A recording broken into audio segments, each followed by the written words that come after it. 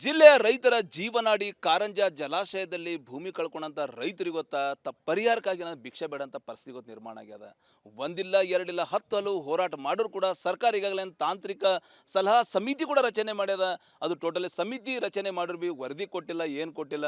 ನಾವು ಪರಿಹಾರ ಯಾವಾಗ ಕೊಡ್ತೀರಿ ಅಂತೇಳಿ ರೈತರು ಕೇಳ್ತಾ ಇದ್ದಾರೆ. ನೋಡ್ಬೋದು ನೀವು, ಸುಮಾರು ಒಂದಿಲ್ಲ ಎರಡಿಲ್ಲ 28ಕ್ಕೂ ಅಧಿಕ ಹಳ್ಳಿಯ ರೈತರು ಸುಮಾರು 15,000ಕ್ಕೂ ಅಧಿಕ ಎಕರೆ ಭೂಮಿಯನ್ನು ಕಾರಂಜ ಜಲಾಶಯದಲ್ಲಿ ಕಳ್ಕೊಂಡಿದ್ದಾರೆ. ಇವತ್ತು ಬಂಗಾರದಂಥ ಭೂಮಿಯನ್ನು ಕಳ್ಕೊಂಡು ರೈತರು ಸಂಕಷ್ಟಕ್ಕೀಡಾಗ್ಯಾರ ಅಂತ ಹೇಳ್ಬೋದು.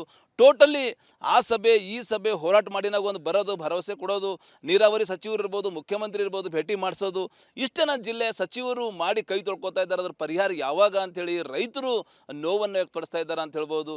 ನೋಡ್ಬೋದು ನೀವು, ಈಗಾಗಲೇ ರೈತ ಹೋರಾಟಗಾರ ಲಕ್ಷ್ಮಣ ದಸ್ತಿ ಇರ್ಬೋದು, ಚಂದ್ರಶೇಖರ್ ಪಾಟೀಲ್ ಇರ್ಬೋದು, ಸಾಕಷ್ಟು ಸುಮಾರು ರೈತರನ್ನ ಭೂಮಿ ಕಳ್ಕೊಂಡಂಥ ರೈತರು ದೃಶ್ಯದಲ್ಲಿ ನೋಡ್ಬೋದು ನೀವು. ಈಗಾಗಲೇ ತಕ್ಷಣವೇ ನಮಗೆ ಭೂ ಪರಿಹಾರ ಕೊಡಲೇಬೇಕು, ಈ ವರ್ಷದ ಅಂತ್ಯದೊಳಗೆ ಭೂಮಿ ಪರಿಹಾರ ಕೊಡಲು ಹೋದ್ರೆ ನಾವು ಉಗ್ರ ಹೋರಾಟ ಮಾಡ್ತೀವಿ, ಬೆಂಗಳೂರಲ್ಲೇ ಬಂದು ಕೂಡ್ಕೋತೀವಿ, ಮನೆ ಮಠನ ಬಿಟ್ಟು ಜಾನುವಾರೊಂದಿಗೆ ನಾವು ಮಕ್ಕಳೊಂದಿಗೆ ನಾವು ಬೆಂಗಳೂರು ಬರ್ತೀವಿ ಅಂತೇಳಿ ರೈತರು ಆಕ್ರೋಶ ಪಡಿಸ್ತಾ ಇದ್ದಾರೆ ಅಂತ ಹೇಳ್ಬೋದು.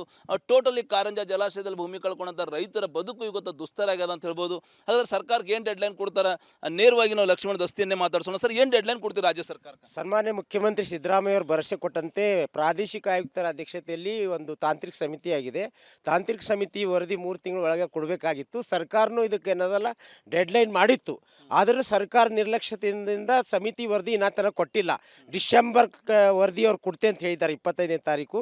ವರದಿ ಕೊಟ್ಟ ತಕ್ಷಣ ಹೊಸ ವರ್ಷದ ಜನವರಿಯಲ್ಲಿ ಸಂತ್ರಸ್ತರಿಗೆ ಹಣ ಬಿಡುಗಡೆ ಮಾಡುವ ನಿಟ್ಟಿನಲ್ಲಿ ಮುಖ್ಯಮಂತ್ರಿಗಳು, ಸನ್ಮಾನ್ಯ ಉಪಮಂತ್ರಿಗಳು ಮತ್ತು ಜಿಲ್ಲಾ ಉಸ್ತುವಾರಿ ಸಚಿವರಾದಂಥ ಸನ್ಮಾನ್ಯ ಈಶ್ವರ್ ಖಂಡ್ರೆ ಅವರು ಕಠೋರವಾದ ದಿಟ್ಟತನ ಪ್ರದರ್ಶನ ಮಾಡಬೇಕು.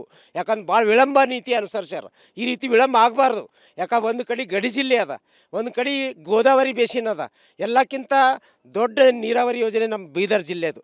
ಕಾವೇರಿ ಜಲಾಯನ ಪ್ರದೇಶದಾಗ ನ್ಯಾಯ ಸಿಕ್ತು, ಕೃಷ್ಣಾ ಜಲಾಯನ ಪ್ರದೇಶ ನ್ಯಾಯ ಸಿಕ್ತು. ಆದ್ರೆ ಗೋದಾವರಿ ಜಲಾಯನ ಪ್ರದೇಶದ ಏಕೈಕ ನೀರಾವರಿ ಯೋಜನೆ ಕಾರಂಜ ನೀರಾವರಿ ಯೋಜನೆಗಾಗಿ ತಾಯಿ ಸಮಾನ ಭೂಮಿ ಕೊಟ್ಟಂಥ ರೈತರು ದಶಕಗಳಿಂದ ಏನಂತಂದಲ್ಲ ಅವರು ಹೋರಾಟ ಮಾಡ್ತಾ ಇದ್ದಾರೆ. ಭಾಳಷ್ಟು ಜನ, ಸುಮಾರು 80% ಜನ ಏನದಲ್ಲ. ಏನು ಡೆಡ್ಲೈನ್ ಕೊಡ್ತೀರಿ? ಎಲ್ಲಿವರೆಗೆ ಅಂದ್ರೆ ಈ ತಿಂಗಳೊಳಗೆ ಕೊಡಬೇಕು ಡೆಡ್ಲೈನ್? ಸರ್ಕಾರಕ್ಕೆ ಏನು ಡೆಡ್ಲೈನ್ ಕೊಡ್ತೀರಿ ಸರ್? ಡೆಡ್ಲೈನ್ ಏನಂದ್ರೆ ಸರ್ಕಾರಕ್ಕೆ ವರದಿ ಬಂದ ತಕ್ಷಣ ಹಣ ಬಿಡುಗಡೆ ಮಾಡಬೇಕು. ಹಣ ಬಿಡುಗಡೆ ಆಗಿಲ್ಲ ಅಂದರೆ ಹೊಸ ವರ್ಷ 2026ರಲ್ಲಿ ಜನವರಿ ತಿಂಗಳಲ್ಲಿ ಹಣ ಬಿಡುಗಡೆ ಮಾಡಿಲ್ಲ ಅಂತಂದ್ರೆ ನಾವು ಮುಂದೆ ಮತ್ತೆ ಹೋರಾಟ ಸ್ಟಾರ್ಟ್ ಮಾಡ್ತೀವಿ. ಎಷ್ಟು ಎಕರೆ ಭೂಮಿ ಹೋಗಿದೆ? ಎಷ್ಟು ಊರು ಭೂಮಿ ಹೋಗಿದೆ ಅಧ್ಯಕ್ಷರೇ? 14,500 ಎಕರೆ 81-82ರಲ್ಲಿ 14,500 ಎಕರೆ ಮುಳುಗಡೆ ಆಗಿದೆ. ಆಮೇಲಿಂದ 900 ಎಕರೆ ಹೆಚ್ಚುವರಿ ಜಮೀನು ಹೋಗಿದೆ. ಎಲ್ಲ ರೈತರಿಂದ ಭಾಳ ಕಷ್ಟದಲ್ಲಿದ್ದಾರೆ. ಈಗಿಂದ ಏನೋ ಆಶಯಕ್ಕಿಂದ, ಯಾಕಂದ್ರೆ 14,500 ಎಕರೆ ಏನು ಜಮೀನು ಮುಳುಗಡೆ ಆಯಿತು. ನಾವು ಸತತ ಹೋರಾಟ ಮಾಡಿ 920 ದಿವಸದಿಂದ ಅಹೋರಾತ್ರಿ ಧರಣಿ ಮಾಡಿ ಇವತ್ತು ನಮ್ಮಿಂದ ಸಮಿತಿಯಿಂದ ಹೋದ ವರ್ಷ ಅಧಿವೇಶನದಲ್ಲಿ ಮಾನ್ಯ ಮುಖ್ಯಮಂತ್ರಿಯವರು ಕರೆಸಿ ನಮಗೆ ಭರವಸೆ ಕೊಟ್ಟು ತಾಂತ್ರಿಕ ಸಮಿತಿ ರಚನೆ ಮಾಡಿದ್ದಾರೆ. 3 ತಿಂಗಳ ಒಳಗೆ ವರದಿ ಕೊಡೋಯಿತು. ಆ ವರದಿ ಇಲ್ಲಿವರೆಗೆ ವರದಿ ಕೊಟ್ಟಿಲ್ಲ. 3 ತಿಂಗಳಂದ್ರೆ 8 ತಿಂಗಳಾಯಿತು, ಇನ್ನೂ ವರದಿ ಕೊಟ್ಟಿಲ್ಲ. ಇನ್ನು ಕಾಲಹರಣ ಮಾಡ್ತಾ ಇದ್ದಾರೆ. ಅದಕ್ಕೆ ಅತಿ ಶೀಘ್ರದಲ್ಲಿ ಡಿಸೆಂಬರ್ ಒಳಗಾಗಿ ನಮ್ಮ ವರದಿ ಕೊಟ್ಟು ನಮಗೆ ನ್ಯಾಯ ಕೊಡಿಸ್ಬೇಕು. ಇಲ್ಲ ನ್ಯಾಯ ಕೊಡಿಸಿಲ್ಲ ಅಂದ್ರೆ ನಾವು ಮತ್ತಿಂದ ಹೋರಾಟಕ್ಕೆ ಉಗ್ರ ಹೋರಾಟ. ಯಾಕಂದ್ರೆ 4 ಜನ ರೈತರಿಂದ ಏನು ವಿಷಯ ಕೊಂಡೇನೆ ನಾವಿಂದ ಹೋದ ವರ್ಷದಿಂದ ಅಧಿವೇಶನದಲ್ಲಿ ಟೈಮ್ನಲ್ಲಿ ಇವತ್ತು ಹೋರಾಟ ಹಾದಿ ಹಿಡಿಬೇಕಾಗ್ತದೆ. ಇದು ರೈತರ ಮಾತಂತ ಹೇಳ್ಬೋದು. ಇಲ್ಲಿ ರೈತ ಮಹಿಳೆಯರು ಕೂಡ ಬಂದಿದ್ದಾರೆ. ಎಷ್ಟು ಎಕರೆ ಹೋಗಿದೆ ಅವರ ಭೂಮಿ? ನಿಮ್ದು ಎಷ್ಟು ಎಕರೆ ಹೋಗಿದೆ ಹೊಲ? ನಮ್ದು 16 ಎಕರೆ ಹೋಗ್ಯದ್ರಿ. ಇದು 3,000ಕ್ಕೆ ಎಷ್ಟೋ ಕಮ್ಮಿ ಕೊಟ್ರಂತ ನಮ್ಗಾರ ಅದು ಗೊತ್ತಿಲ್ಲ. ನಮ್ಮ ಹಿರುಗಳ ಕೈದಾಗೆ ಏನು ಕೇಳಬೇಕು, ಏನು ತಿಳಿದು ಕೊಡ್ತಾರ. ನಾವು ಪೂರ ಬೇಡ್ಕೊಂಬಾರ ಆಗಿದ್ದೇವೆ. ನಮ್ಮ ಮುಡಿ ಏನು ತುಂಬ್ತಾರೋ ತುಂಬ್ಕೋತೇವೆ. ನಮ್ಮದು ಭೀ 30 ಎಕರೆ ನಮ್ದು ಹೋಗ್ಯದ್ರಿ. 8 ಮಂದಿ ಇದ್ದೇವೆ ಹಿರುಗಳದಾರಿ. ನಾವೆಲ್ಲ ಹೊಲ ಹೋಗಿದ ಮೇಲೆ ಮದಿ ಮಾಡ್ಯಾರ. ನಮಗೆಲ್ಲ ಹೊಲ ಹೋಗಿದ, ನಮ್ಗೆ ಹೇಳಿಲ್ಲ ಹೊಲ ಹೋಗ್ಯದಂತ ಮದಿ ಮಾಡ್ಯಾರ. ನಾವೆಲ್ಲ ಬೇರೆ ಬೇರೆ ಊರ ಕಡೆ ಮಾಡಿ ಉಣ್ಕೋತಾ ಬಂದೀವಿ. ನಮಗೆಲ್ಲ ಪರಿಹಾರ ಬೇಕ್ರಿ. ನಮಗೆ ಸರಿಯಾದ ಪರಿಹಾರ ಬೇಕು. ಸತಸ್ಲತ್ತಾರ ನೋಡ್ರಿ. ಸೊ ಇದು ಏನು ಈಗಾಗಲೇ ರೈತರ ನೋವಿನ ಮಾತಂತ ಹೇಳ್ಬೋದು. ಈಗಲಾದರೂ ರಾಜ್ಯ ಸರ್ಕಾರ, ನೀರಾವರಿ ಸಚಿವರು ಗಡಿ ಜಿಲ್ಲೆ ಬೀದರ್ನ ಕಾರಂಜ ಸಂತ್ರಸ್ತರ ನೋವಿಗೆ ಸ್ಪಂದಿಸ್ತಾರ. ಯಾಕಂದ್ರೆ ಟೋಟಲಿ ಕಾರಂಜ ಜಲಾಶಯದಲ್ಲಿ ಭೂಮಿ ಕಳ್ಕೊಂಡಂಥ ಸಾವಿರಾರು ಕುಟುಂಬಸ್ಥರು, 28ಕ್ಕೂ ಅಧಿಕ ಹಳ್ಳಿಯ ಸಾಕಷ್ಟು ಕುಟುಂಬಸ್ಥರು ಬದುಕಿ ಗೊತ್ತಾ ಮೂರಾ ಬಟ್ಟೆ ಆಗ್ಯದ.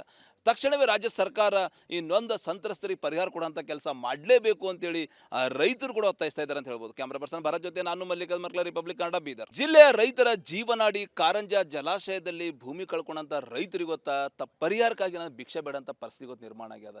ಒಂದಿಲ್ಲ ಎರಡಿಲ್ಲ 10 ಹಲವು ಹೋರಾಟ ಮಾಡೋರು ಕೂಡ ಸರ್ಕಾರ ಈಗಾಗಲೇ ತಾಂತ್ರಿಕ ಸಲಹಾ ಸಮಿತಿ ಕೂಡ ರಚನೆ ಮಾಡ್ಯದ.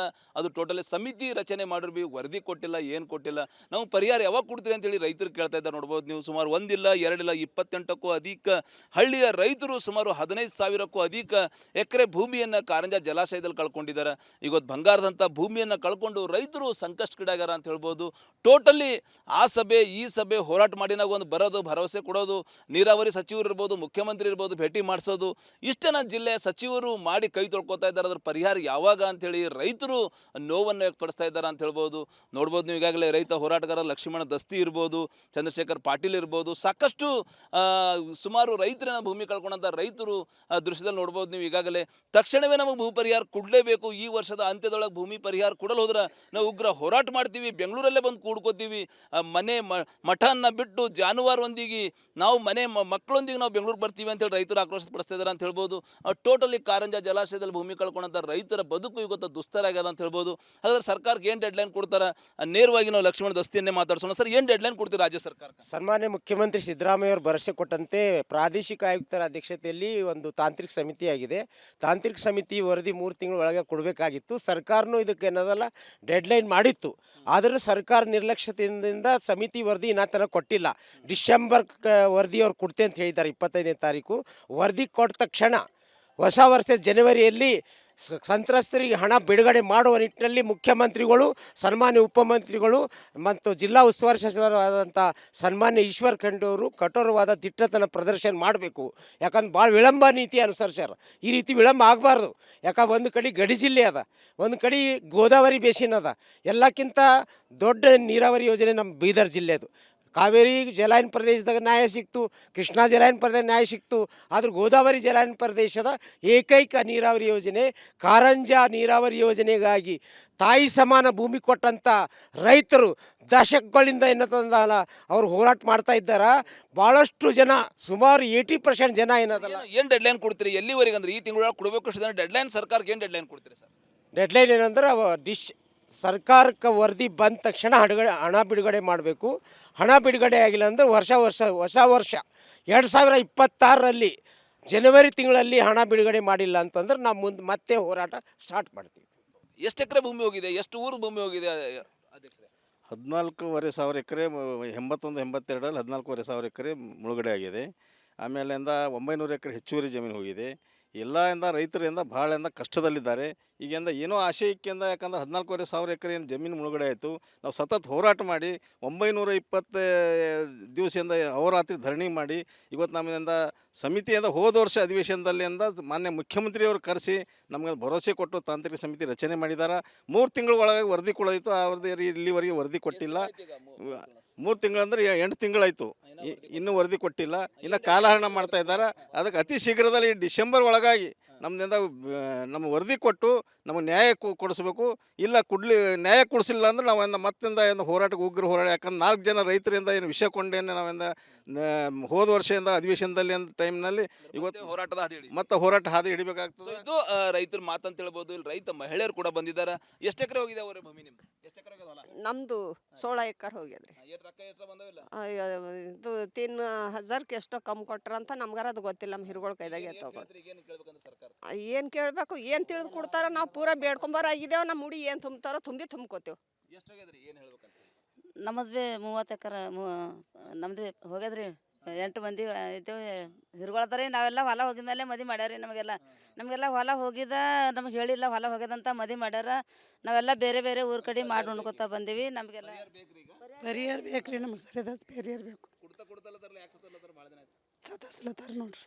ಸೊ ಇದು ಏನು ಈಗಾಗಲೇ ರೈತರ ನೋವಿನ ಮಾತಂತ ಹೇಳ್ಬೋದು. ಈಗಲಾದರೂ ರಾಜ್ಯ ಸರ್ಕಾರ, ನೀರಾವರಿ ಸಚಿವರು ಗಡಿ ಜಿಲ್ಲೆ ಬೀದರ್ನ ಕಾರಂಜ ಸಂತ್ರಸ್ತರ ನೋವಿಗೆ ಸ್ಪಂದಿಸ್ತಾರೆ. ಯಾಕಂದ್ರೆ ಟೋಟಲಿ ಕಾರಂಜ ಜಲಾಶಯದಲ್ಲಿ ಭೂಮಿ ಕಳ್ಕೊಂಡಂಥ ಸಾವಿರಾರು ಕುಟುಂಬಸ್ಥರು, 28ಕ್ಕೂ ಅಧಿಕ ಹಳ್ಳಿಯ ಸಾಕಷ್ಟು ಕುಟುಂಬಸ್ಥರು ಬದುಕಿ ಗೊತ್ತಾ ಮೂರಾ ಬಟ್ಟೆ ಆಗ್ಯದ. ತಕ್ಷಣವೇ ರಾಜ್ಯ ಸರ್ಕಾರ ಈ ನೊಂದ ಸಂತ್ರಸ್ತರಿಗೆ ಪರಿಹಾರ ಕೊಡುವಂಥ ಕೆಲಸ ಮಾಡಲೇಬೇಕು ಅಂತೇಳಿ ರೈತರು ಕೂಡ ಒತ್ತಾಯಿಸ್ತಾ ಇದ್ದಾರೆ ಅಂತ ಹೇಳ್ಬೋದು. ಕ್ಯಾಮ್ರಾ ಪರ್ಸನ್ ಭರತ್ ಜೊತೆ ನಾನು ಮಲ್ಲಿಕಾರ್ಜುನ್ ಮರ್ಕಲ, ರಿಪಬ್ಲಿಕ್ ಕನ್ನಡ, ಬೀದರ್.